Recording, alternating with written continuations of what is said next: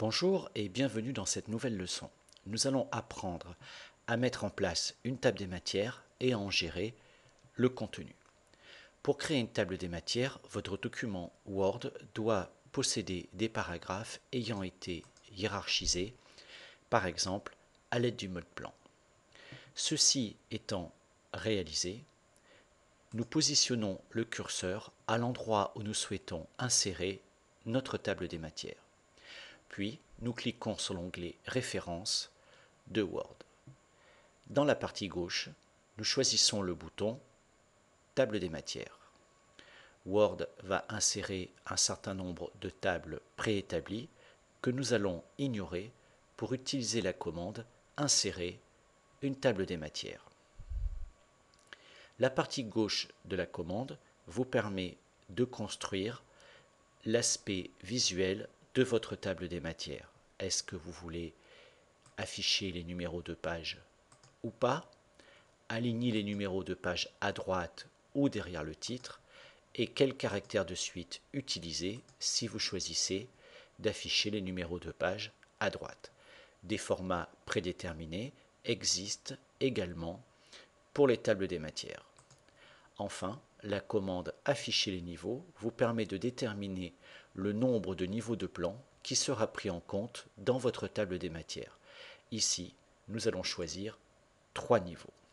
Dans la partie droite, Aperçu web, vous déterminez si vous souhaitez utiliser des liens hypertextes à la place des numéros de page. Cela permettra de créer un système de navigation interne à votre document.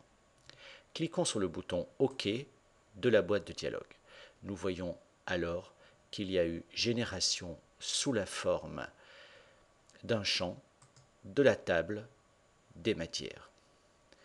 Si votre table des matières est générée non pas sous la forme du résultat du champ, mais du code du champ informatique, n'oubliez pas que la touche Alt F9 vous permet de basculer rapidement d'un état à l'autre.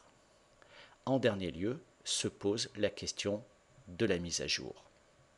Les tables des matières ne sont pas à mise à jour automatique, c'est-à-dire qu'une modification dans le document n'est pas automatiquement prise en compte dans votre table des matières.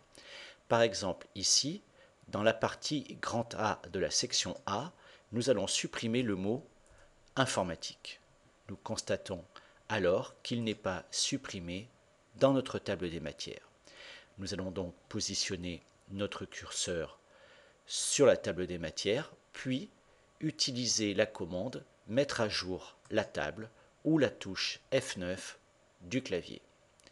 Word vous demande si vous voulez mettre à jour uniquement les numéros de page ou toute la table, c'est-à-dire prendre en compte également le texte contenu dans les entrées de cette table. Nous allons cliquer sur l'option Mettre à jour toute la table, puis cliquer sur le bouton OK. Nous voyons cette fois que notre modification a été prise en compte. Cette leçon est à présent terminée. Merci de l'avoir suivie et à bientôt pour une nouvelle leçon.